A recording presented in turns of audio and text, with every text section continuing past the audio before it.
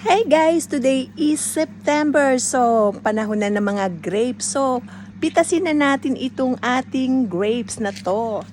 Ayan, makikita nyo, oh, ang laki niya guys. Ayan.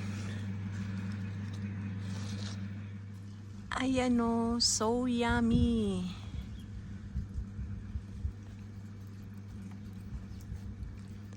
Ating grapes. So, ayan talagang kumpulan siya guys. At talagang, tingnan natin.